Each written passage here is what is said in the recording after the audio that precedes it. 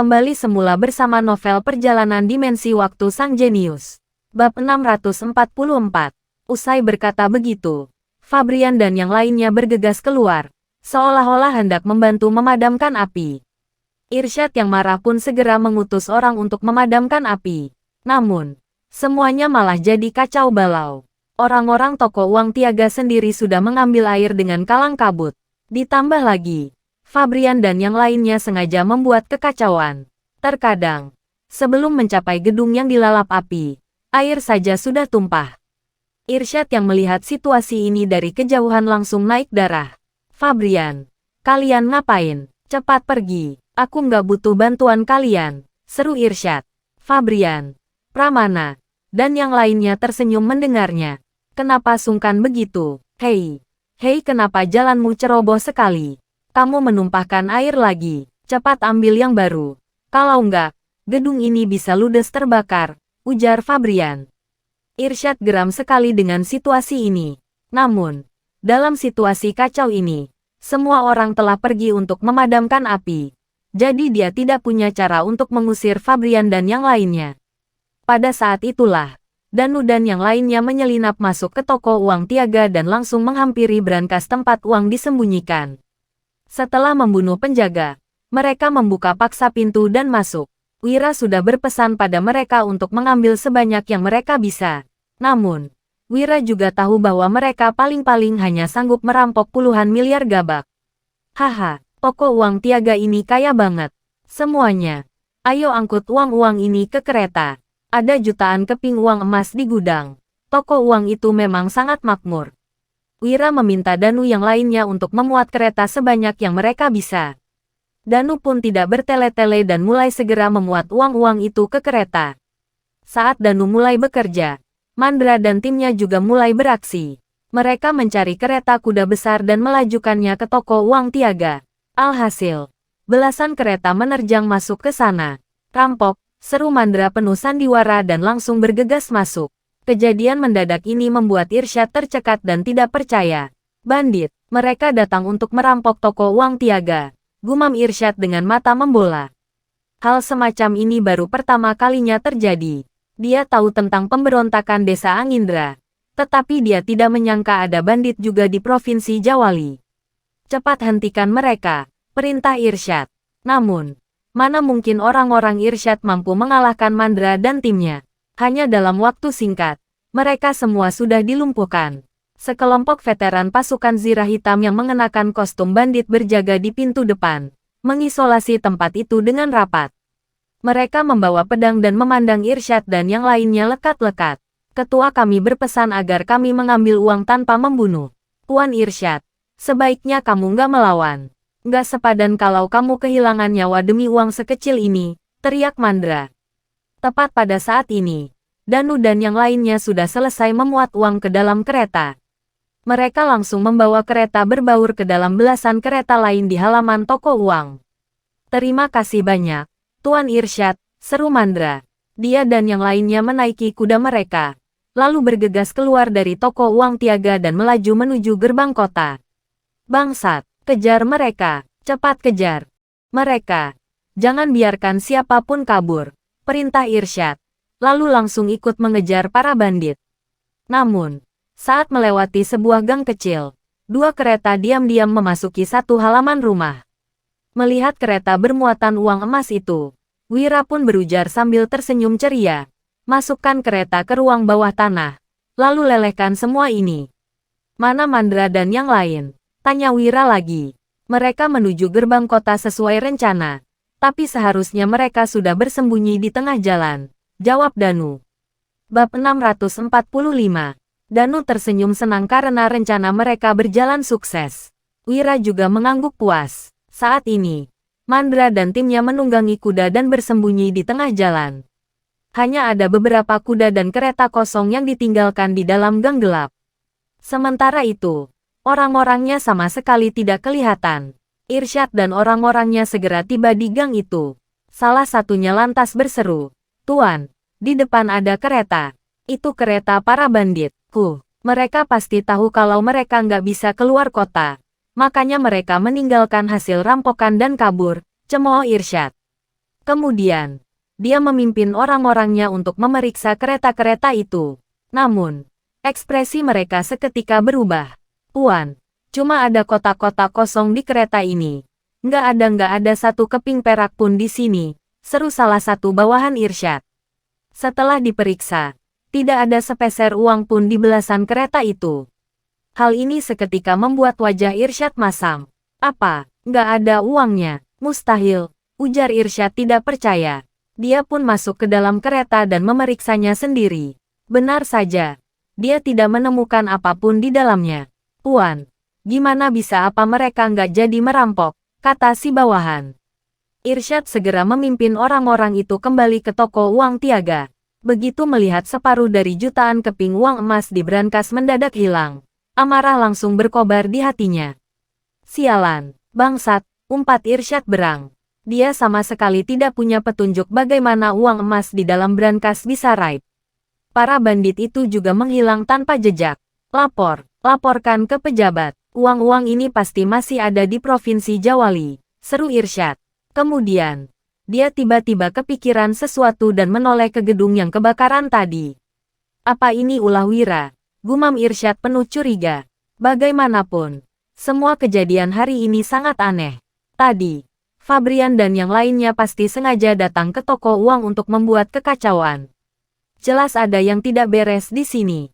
Ayo jalan, ikut aku ke tempat Wira, perintah Irsyad. Dia segera memimpin puluhan orang menuju ke rumah Wira. Saat ini, para veteran pasukan Zirah Hitam yang tadi beraksi sudah bersembunyi di berbagai sudut Provinsi Jawali. Sementara itu, Danu dan yang lainnya sedang duduk di dalam rumah. Fabrian dan Pramana juga ada di sana. Hanya saja, wajah mereka semua tampak khawatir. Paman Wira, rencana kita memang sudah berhasil. Tapi kurasa Irsyad pasti akan mencurigai kita, ujar Fabrian. Mendengar ini, Wira hanya tersenyum. Dia memandang Fabrian dan Pramana, lalu bertanya, coba jelaskan, kenapa dia akan mencurigai kita? Fabrian segera menjawab, pertama, mereka pasti curiga karena kami pergi mengacau di sana. Kedua, ini petunjuk terbesarnya. Tak lama setelah kami mengacau, terjadi kebakaran. Lalu para bandit datang untuk merampok. Semua ini terlalu kebetulan. Wira mengangguk. Lalu berkata, ya, kalau Darsono dan putranya nggak kepikiran hal ini, mereka benar-benar nggak layak menjadi pemilik toko. Apa ada alasan lain lagi? Ada satu hal yang kubingungkan. Sebenarnya kita bisa keluar dari Provinsi Jawali dan meninggalkan kereta kosong di sana. Dengan begitu, mereka pasti akan menduga kalau semua uang emas itu ada di luar kota dan kita pun akan aman.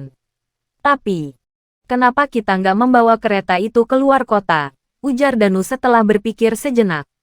Mendengar ucapan Danu, Mandra dan yang lainnya juga mengangguk mengiyakan. Wira tiba-tiba tertawa, lalu berkata, lumayan. Karena kalian bisa menganalisisnya sejauh ini, artinya kalian sudah memikirkan semuanya dengan cermat. Tapi, aku memang sengaja memancing mereka memeriksaku. Dengan begitu, kita akan terbebas dari kecurigaan saat mereka nggak menemukan uang emas itu. Di saat yang sama, aku masih ingin menukarkan uang kertas milikku. Pas mereka datang mengusikku, aku sekalian bisa memanfaatkan kesempatan ini. Poin terpentingnya, aku mau semua orang tahu kalau bukan aku yang merampok mereka, bukan juga bandit. Darsono dan putranya sendirilah yang maling, teriak maling, tambah Wira. Bab 646. Mendengar ini, semua orang sontak tertegun. Mereka kebingungan, tidak mengerti maksud ucapan Wira. Wira memandang mereka sambil tersenyum. Tahu bahwa dia belum bisa menjelaskannya sekarang. Dia pun berkata, sudahlah, kita bahas sisanya nanti. Sekarang, mari kita siap-siap menyambut tamu. Danu dan yang lainnya seketika tertegun. Sementara Fabrian dan Pramana saling memandang. Fabrian lalu berkata dengan kaget, maksudnya orang dari toko uang tiaga. Tentu saja, seperti yang kalian bilang tadi, kita meninggalkan begitu banyak petunjuk. Mereka tentu curiga, lalu datang memeriksa ke sini, jawab Wira. Semua orang langsung memasang tampang cemas. Salah satunya tidak bisa menahan diri untuk berkata, terus, kedua kereta ini, Keluarga berada mana yang nggak punya 2 kereta, sahut Wira dengan santai. Kemudian, dia menepuk tangan dan berkata, terima kasih atas kerja keras kalian hari ini. Sekarang, mari kita rayakan. Setelah itu, Wira meminta para koki untuk menghidangkan makanan yang sudah disiapkan sejak awal di dapur. Ada berbagai hidangan lezat dan anggur berkualitas yang disediakan. Wira makan dengan lahap, tetapi yang lainnya merasa tidak nafsu makan. Kalian tenang saja, cukup nikmati makanan ini. Makin santai, itu makin bagus. Oh, betul juga, Fabrian, Pramana. Kalian berdua harus pura-pura mengobrolkan tentang kejadian malam ini waktu Irsyad sampai, ujar Wira. Mendengar Wira berkata begitu, Fabrian dan Pramana langsung mengerjap bingung. Fabrian tidak bisa menahan diri untuk bertanya, kita sudah merampoknya. Kalau kita terus memprovokasinya, bukannya dia bakal makin membenci dan waspada sama kita? Pertanyaan Fabrian ini memang logis. Namun, Wira hanya tertawa dan berujar, apa menurut kalian, kalau kita berakting iba, bahkan berpura-pura menghibur dan membantunya mencari uang emas, dia nggak akan curiga pada kita? Salah, mau kita bersikap seperti apapun, dia tetap akan mencurigai kita. Kalau gitu, lebih baik kita mengejeknya habis-habisan sampai kita puas. Wira mengucapkan kata-kata itu sambil menyeringai. Wulan yang duduk di sampingnya sontak mengerucutkan bibirnya dan terkekeh-kekeh. Setiap kali suaminya melakukan ini, dia selalu merasa suaminya sedikit kejam. Orang-orang lainnya pun mengangguk dan mulai makan.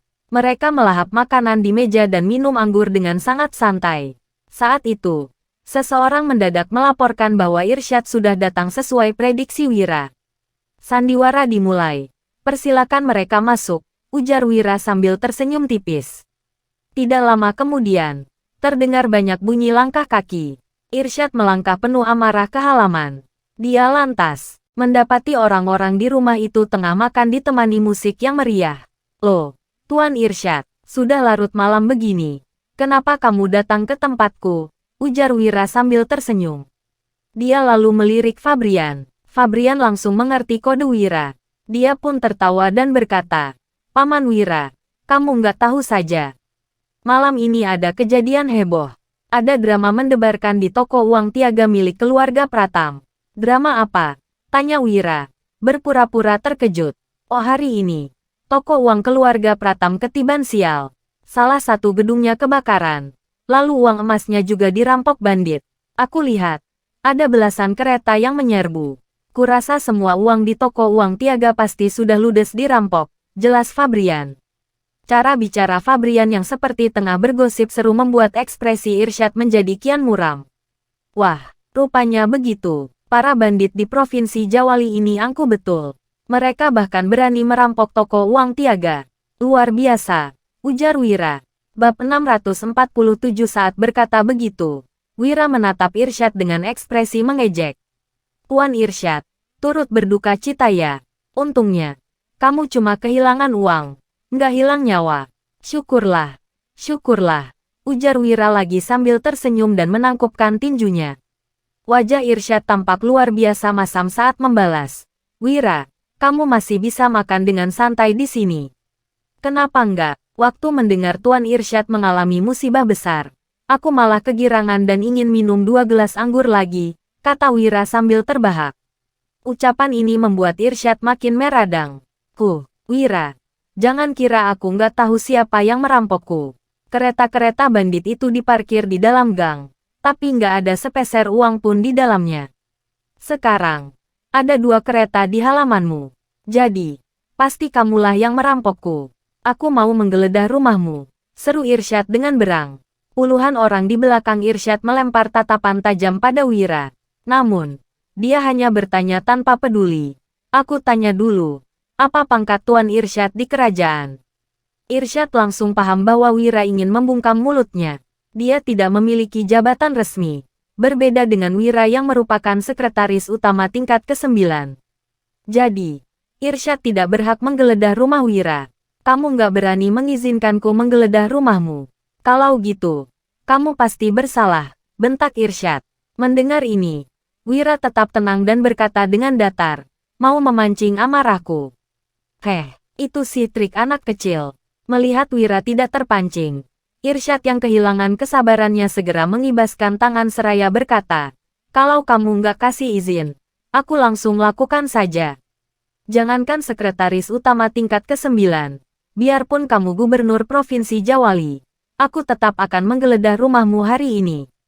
Semua orang tahu bahwa toko uang Tiaga sanggup melakukan ini. Wira tentu saja juga tahu. Namun, dia tetap berkata sambil tersenyum tipis, "Aku tahu kamu berani. Boleh saja kalau kamu ingin menggeledah pekaranganku.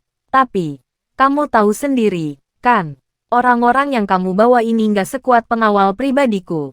Begitu kata-kata itu terlontar, Danu langsung berdiri dan menghunus pedang Treksa.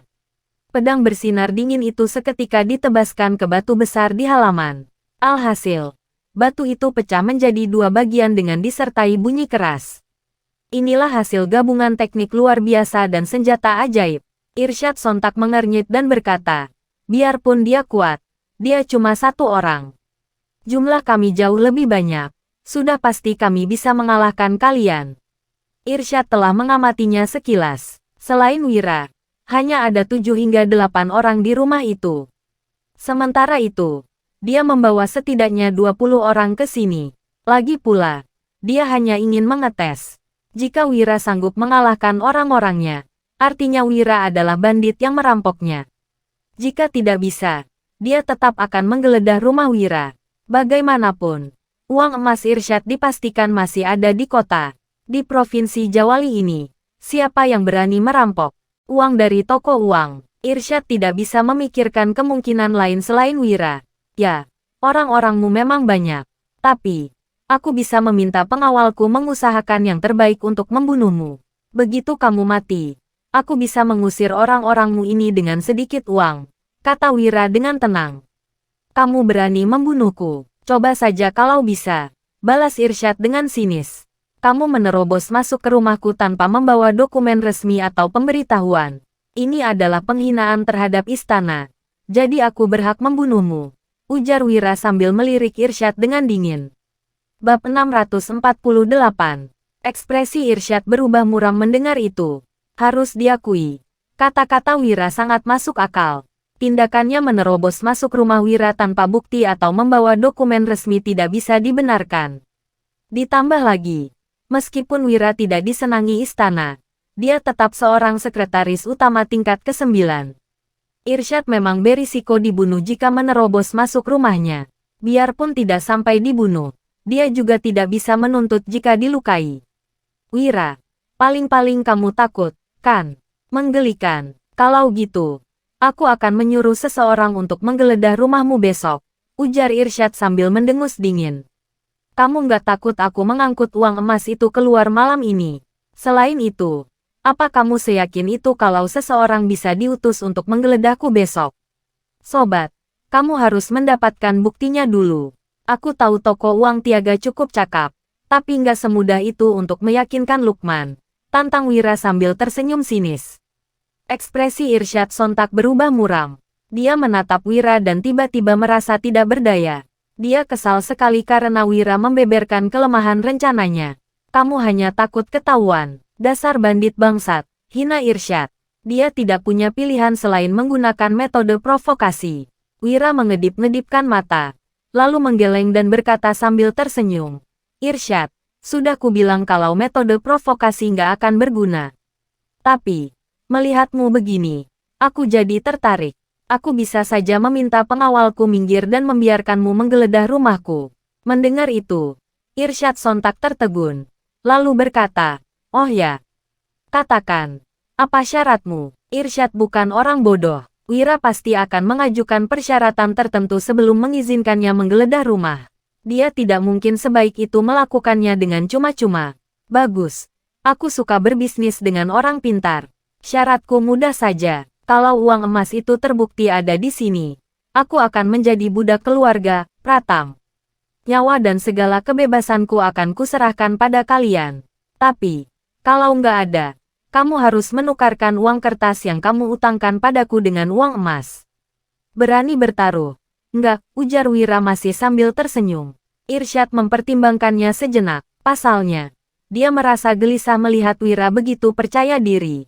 Apa Wira benar-benar bukan pelakunya? Tidak, dia yakin Wira orangnya. Belakangan ini, para bandit dari desa Angindra memang mulai berani merampok wilayah di dekat Provinsi Jawali. Namun, mereka tidak mungkin senekat itu memasuki Provinsi Jawali dan merampok toko uang tiaga. Di dalam Provinsi Jawali, tidak ada seorang pun yang bernyali begitu besar selain Wira. Namun, jika Wira pelakunya, mengapa dia berani mempertaruhkan uang sebesar 18 miliar itu? Irsyad memikirkannya sejenak, lalu sampai pada satu kesimpulan. Dia merasa Wira sengaja mengungkit soal uang 18 miliar tersebut agar dia tidak berani bertaruh. Wira ini pria yang licik. Mungkin dia hanya mau menggertaknya. Jadi, Irsyad tidak mau terburu-buru menyetujuinya. Akhirnya, Irsyad menarik napas dalam-dalam, lalu mendengus dan berkata, "Wira, nyawamu nggak lebih berharga dari uang 18 miliar. Bagiku, kamu nggak ada nilainya." Mendengar ini, Wira tiba-tiba tertawa. Bab 649. Benarkah, aku memang nggak berbakat, tapi bisnisku berjalan dengan sangat baik. Kalau nggak, orang di belakang kalian itu juga nggak akan menyuruh kalian untuk menyerangku. Kalian juga nggak perlu menipuku dalam urusan bisnis. Usai mengatakan itu, Wira hanya tersenyum tanpa berbasa-basi lebih lanjut.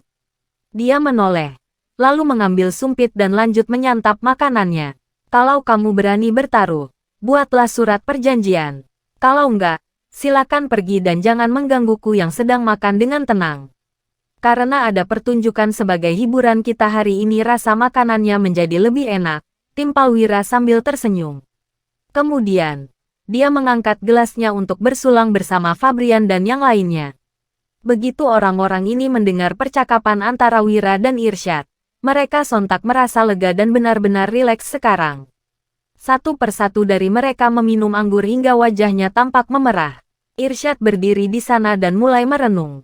Dia adalah orang yang cerdas dan peka. Meskipun tidak mendapati keanehan dari ekspresi Wira, dia menyadari adanya keraguan di wajah Fabrian dan yang lainnya. Saat ini memang bukan jam makan. Mereka melakukan ini mungkin hanya untuk menunjukkannya padaku. Mereka ingin berpura-pura bahwa ini bukan masalah besar, bahkan merayakannya untuk menghilangkan kecurigaan di dalam hatiku.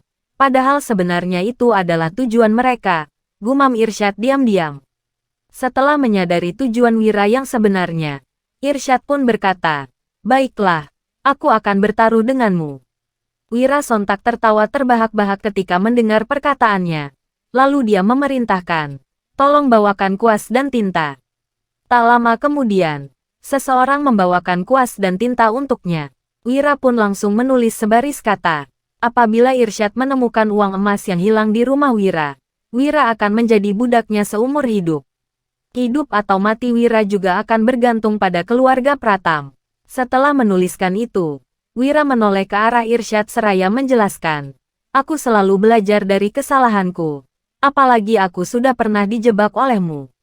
Jadi, kalau kamu nggak bisa menemukannya, aku akan segera menagih uang emas ini." Setelah itu, Wira langsung menambahkan kata-kata yang barusan dilontarkannya di surat perjanjian. Kemudian, dia berkata kepada Irsyad, "Ayo, kita tanda tangan." Wira menandatangani surat itu terlebih dahulu, lalu membubuhkan sidik jari dan menyerahkan surat perjanjian tersebut kepadanya. Irsyad mengambil napas dalam-dalam dan berpikir sejenak.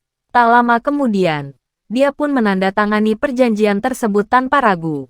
Setelah itu, Wira tak lupa memperingatkan, "Bagus sekali. Mari silakan, Sobat Irsyad.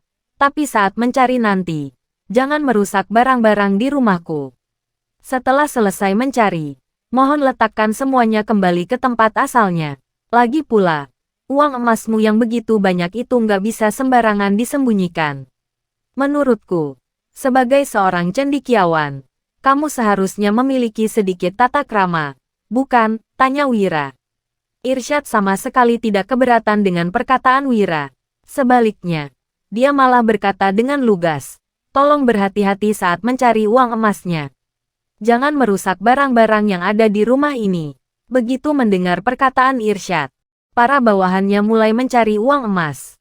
Wira tetap tidak ambil pusing dan lanjut menikmati makanannya. Namun, Fabrian dan yang lainnya malah sedikit gugup. Meskipun hanya sedikit, hal itu tidak luput dari pandangan Irsyad. Benar saja, mereka mulai gugup sekarang. Tebakanku benar. Pasti mereka yang mencurinya, ucap Irsyad dengan nada pelan. Dia mulai merasa bersemangat dalam hatinya. Apabila dia menemukan uang emas di rumah Wira hari ini, mulai sekarang pria itu akan menjadi budak keluarga Pratam selamanya. Hidup dan mati Wira juga berada di tangannya. Meskipun tidak menyukai Wira, Irsyad perlu mengakui bahwa pemuda itu memang hebat. Pedang Treksa dan gelas kristal yang dijualnya sama-sama berkualitas. Ini adalah karakter sejati seorang pengusaha. Asalkan menguasai beberapa keterampilan yang dimiliki oleh Wira, keluarga Pratam pasti akan menjadi pemimpin di wilayah ini. Irsyad membiarkan dirinya tenggelam dalam pikirannya sendiri. Akan tetapi, para bawahannya segera kembali satu persatu. Mereka semua menggelengkan kepala. Hal ini pun membuatnya makin gugup. Melihat situasi ini, Wira tersenyum acuh tak acuh sembari berkata, "Bagaimana? Nggak ada, kan? Tuan muda Irsyad, sepertinya kamu sudah hampir kalah." Irsyad masih berdiri tegak di sana. Kemudian, dia mendengus dingin dan berkata, "Wira, jangan terlalu bangga. Aku sangat yakin bahwa kamu yang mengambil uang emasku." Mendengar perkataannya, Wira lagi-lagi berkata sambil tersenyum, "Oh, ya. Karena aku sedang luang. Tuan Irsyad, bisakah kamu menjelaskan alasan kenapa kamu berpikir seperti itu?" Sampai di sini untuk kali ini. Bertemu di episode seterusnya nanti. Bersambung. Bertemu di bab seterusnya.